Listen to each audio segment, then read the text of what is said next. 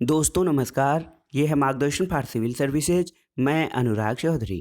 दोस्तों मार्गदर्शन एनसीईआरटी श्रृंखला में आज की वीडियो में आप पढ़ेंगे 11वीं कक्षा के भूगोल भौतिक भूगोल के मूल सिद्धांत का अध्याय 5 खनिज और शैल।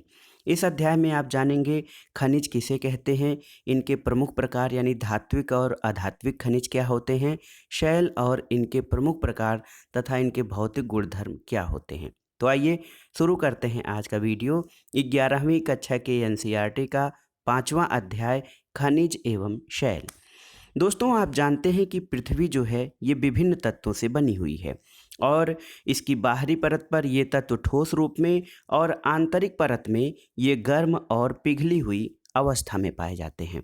पृथ्वी के संपूर्ण परपटी का लगभग 98% भाग 8 तत्वों से, जिनमें ऑक्सीजन, सिलिकॉन, एल्यूमिनियम, लोहा, कैल्शियम, सोडियम, पोटेशियम और मैग्नीशियम से बना है। और शेष भाग में titanium, hydrogen, phosphorus, manganese, sulphur, carbon, nickel और अन्य पदार्थों से बना हुआ है। तो मोटे मोटे तौर पर आप जानते हैं कि पृथ्वी के संपूर्ण परपटी का लगभग 98% भाग केवल 8 तत्वों से, ऑक्सीजन, सिलिकॉन, एल्यूमिनियम, लोहा, कैल्शियम, सोडियम, पोटेशियम और मैग्नीशियम तथा शेष भाग titanium, hydrogen, phosphorus, manganese, sulphur, carbon, nickel और अन्य पदार्थों से बना हुआ है। दोस्तों भूपर्पटी पर जो पाए जाने वाले तत्व हैं वो प्रायः अलग अलग नहीं मिलते, बल्कि एक दूसरे के साथ मिलकर विभिन्न पदार्थों का निर्माण करते हैं और इन पदार्थों को खनिज यानी मिनरल्स कहा जाता है। दोस्तों खनिज एक ऐसा प्राकृतिक कार्बनिक और अकार्बनिक तत्व है जिसमें एक क्रमबद्ध परमाणविक संरचना, निश्चित रासायनिक संगठन और भौतिक गुणधर्म होते हैं। खनिजों का निर्माण दो या दो से अधिक तत्वों से मिलकर बनता है, लेकिन कभी कभी सल्फर, तांबा, चांदी, सोना, ग्रेफाइट जैसे एक तत्वी खनिज भी पाए जाते हैं। तो आपने जान लिया खनिज किसे कहते हैं।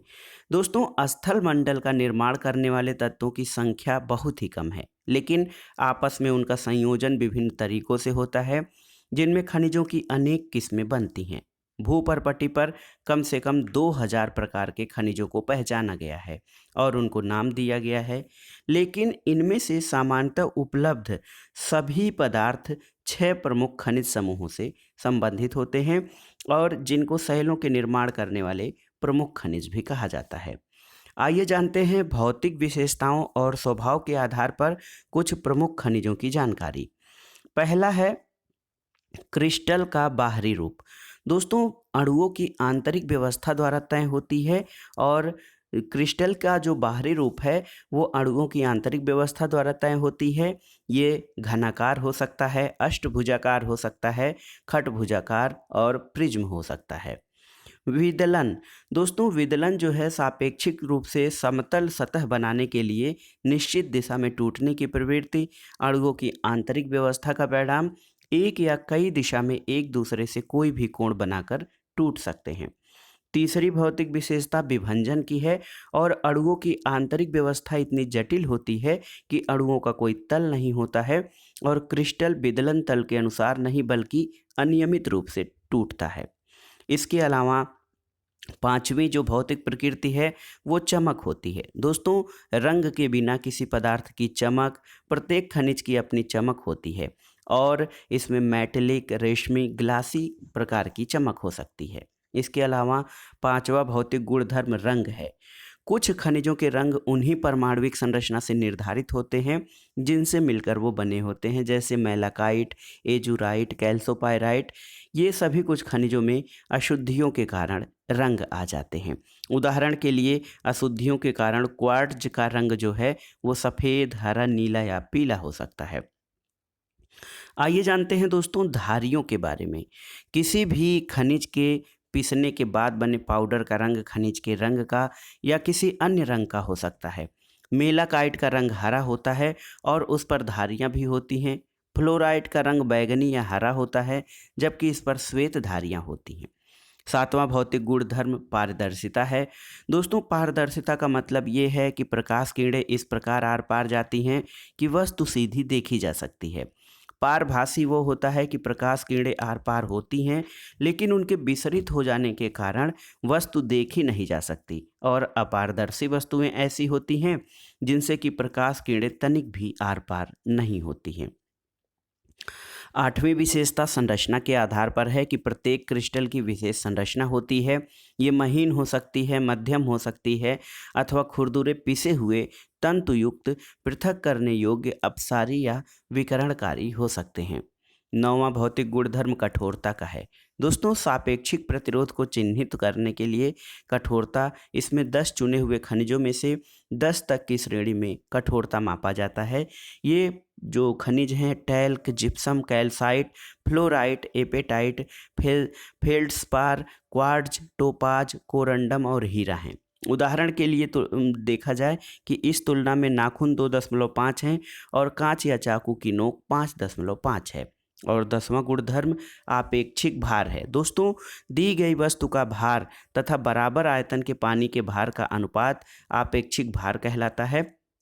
हवा और पानी में वस्तु का भार लेकर इन दोनों के अंतर को हवा से लिए गए भार से भाग देने पर उसका आपेक्षिक भार पता चलता है।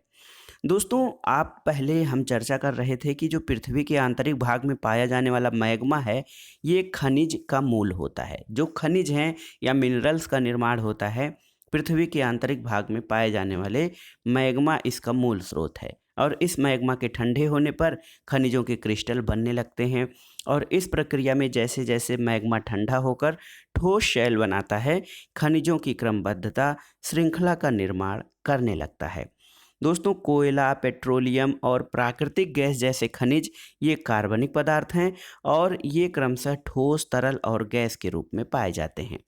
खनिजों के बारे में दोस्तों, दो प्रकार के मुख्य रूप से खनिज हैं, जिनमें धात्विक खनिज और अधात्विक खनिज हैं। धात्विक खनिज कैसे होते हैं? तो दोस्तों, जिन खनिजों में धातु तत्व होते हैं उनको धात्विक खनिज कहा जाता है। इसमें बहुमूल्य धातु जैसे स्वर्ण, चांदी, प्लेटिनम हो सकते हैं। लौह धातु जैसे लौह और स्टील के निर्माण के लिए लोहे में मिलाई जाने वाली अन्य धातुएं भी इसमें हो सकती हैं। और अलौह धातुएं जिसमें तांबा, सीसा, जिंक, टिन, एल्यूमिनियम आदि धातु शामिल होते हैं। तो धात्विक खनिज जो हैं वो 3 प्रकार के होते हैं।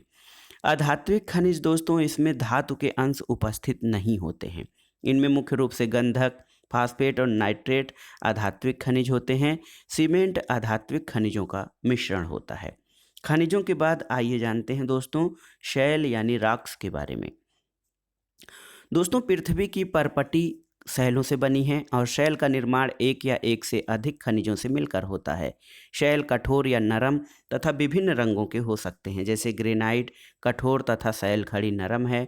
गैब्रो काला और क्वार्टजाइट दूधिया सफ़ेद हो सकता है। शैलों में खनिज घटकों का कोई निश्चित संगठन नहीं होता है और शैलों में सामान्यतः पाए जाने वाले खनिज पदार्थ फेल्ड्स्पार और क्वार्ट्ज होते हैं। दोस्तों, शैलों तथा स्थलाकृतियों और शैलों और मृदा के निकट संबंध होने के कारण जो भूगोल शास्त्री हैं वो शैलों के मौलिक ज्ञान का होना बहुत आवश्यक मानते हैं।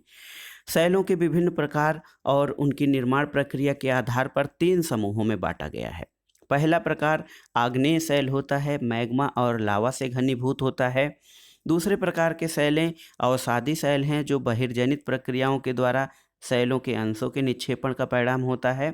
और तीसरा कायांतरित शैल हैं, जो उपस्थित शैलों में पुनर्क्रिस्टलीकरण की प्रक्रिया से निर्मित होते हैं।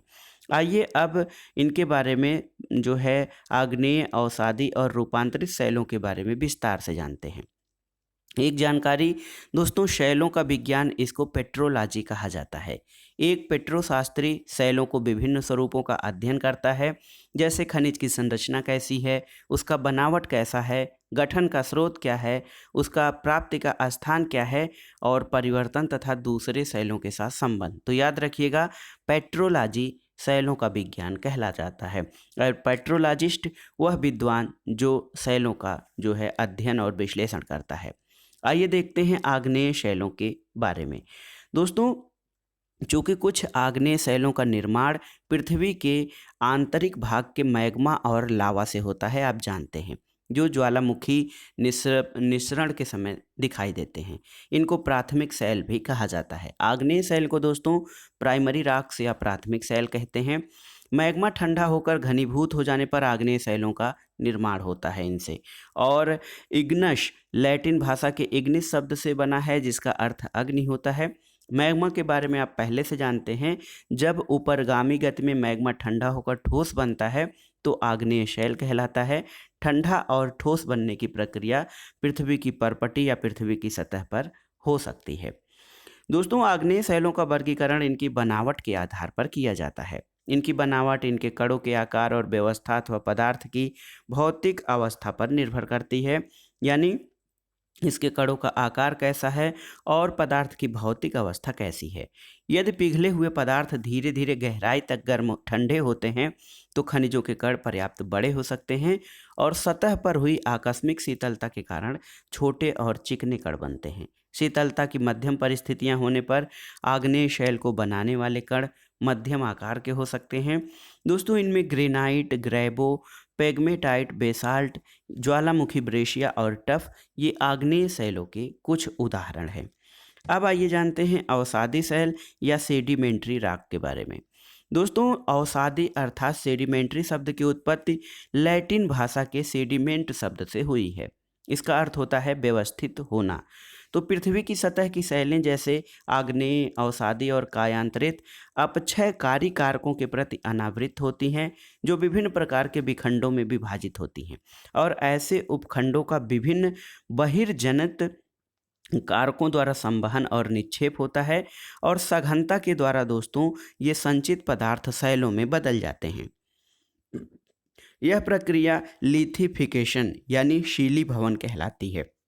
बहुत सी अवसादी शैलों में निक्षेपित परतें शीली भवन के बाद भी अपनी विशेषताएं बनाए रखती हैं और इसी कारण बालुकास्म शैल जैसी अवसादी शैलों में विविध सांद्रता वाली अनेक सतहें होती हैं। दोस्तों, निर्माण पद्धति के आधार पर देखा जाए तो जो अवसादी शैलें होती हैं उनका वर्गीकरण 3 प्रकार से किया जा सकता है। पहला है कि यांत्रिकी रूप से निर्मित अवसादी शैलें जैसे बालुकास्म, पिंडशिला, चूना प्रस्तर, सेल और विमृदा, इनका निर्माण यांत्रिकी रूप से होता है। और दूसरा कार्बनिक रूप से निर्मित, तो ऐसी अवसादी शैलें जो कार्बनिक रूप से निर्मित होती हैं जैसे गीजराइट, खड़िया, चूना पत्थर, कोयला, ये सब कार्बनिक रूप से निर्मित अवसादी चट्टानें हैं। और तीसरा रासायनिक रूप से निर्मित अवसादी चट्टानें, तो दोस्तों श्रृंग प्रस्तर, चूना प्रस्तर, हेलाइट, पोटास, ये रासायनिक रूप से निर्मित अवसादी चट्टानों के उदाहरण हैं। अब इसके बाद आइए जानते हैं कायांतरित शैल के बारे में। दोस्तों, कायांतरित का अर्थ है जिसका स्वरूप बदल जाए। दाब, आयतन और तापमान में परिवर्तन की प्रक्रिया के फलस्वरूप इन शैलों का निर्माण होता है और ये शैलें दाब, आयतन और तापमान में परिवर्तन के द्वारा निर्मित होती हैं। जब विवर्तनिक प्रक्रिया के कारण शैलें निचले पृष्ठ की ओर बलपूर्वक खिसक जाती हैं या जब भूपृष्ठ से उठता पिघला हुआ मैग्मा भूपृष्ठीय शैलों के संपर्क में आता है या जब ऊपरी शैलों के कारण निचली शैलों पर अत्यधिक दाब पड़ता है, तब कायांतरण होता है। कायांतरण वह प्रक्रिया है जिसमें समेकित शैलों में पुनः क्रिस्टलीकरण होता है और वास्तविक शैलों में पदार्थ पुनः संगठित हो जाते हैं। दोस्तों, बिना किसी विशेष रासायनिक परिवर्तन के टूटने या पिसने के कारण वास्तविक शैलों में यांत्रिकी, व्यवधान और उनका पुनः संगठित होना गतिशील कायांतरित कहलाता है।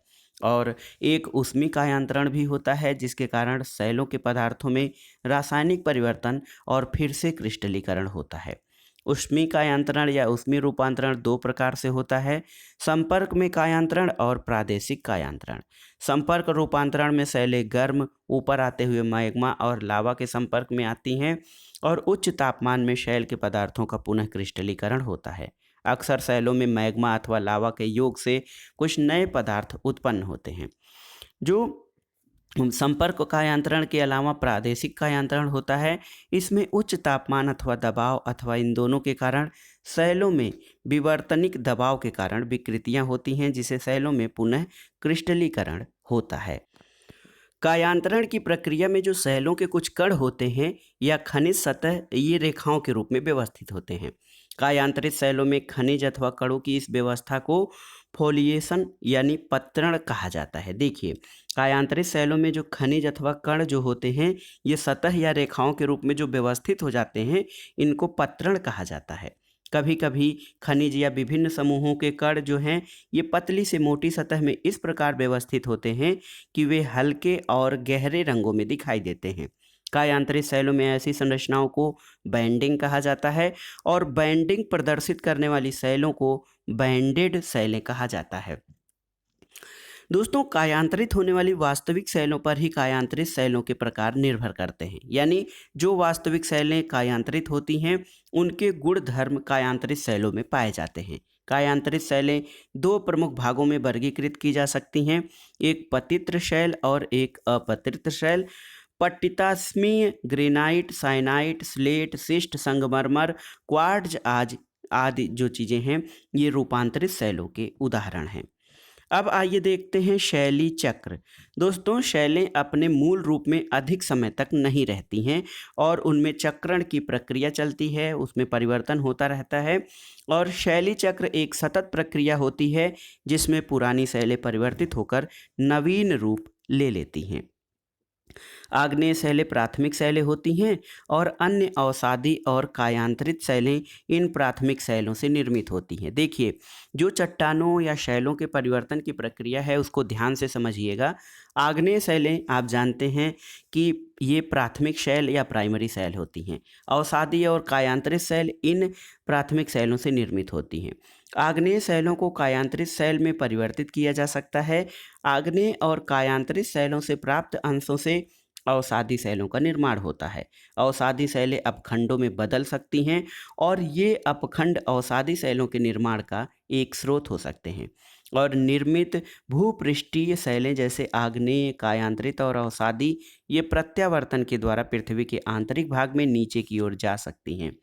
दोस्तों, भूपृष्ठीय पत्रक के आंशिक अथवा पूर्ण भाग संस्करणक पत्रक के क्षेत्र में अन्य पत्रक के नीचे चले जाते हैं और पृथ्वी के आंतरिक भाग में तापमान बढ़ने के कारण ये पिघलकर फिर से मैग्मा में बदल जाते हैं। यहाँ पर शैल चक्र या शैलों में परिवर्तन का जो एक रेखा चित्र दिया गया है, तो देखिए, यहाँ पर आग्नेय शैल सबसे प्राथमिक शैल होता है। यहाँ से अपक्षण और अपर्दन के कारण जो है शिलीभवन होता है, अवसादी शैलों का निर्माण होता है।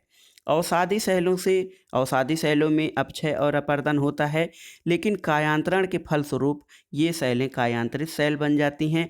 कायांतरित शैल आप जानते हैं कि नीचे जब ये पृथ्वी के नीचे चली जाती हैं, तो अत्यधिक ताप के कारण मैग्मा में परिवर्तित हो जाती हैं और मैग्मा फिर पुनः आग्नेय शैलों में बदलता है।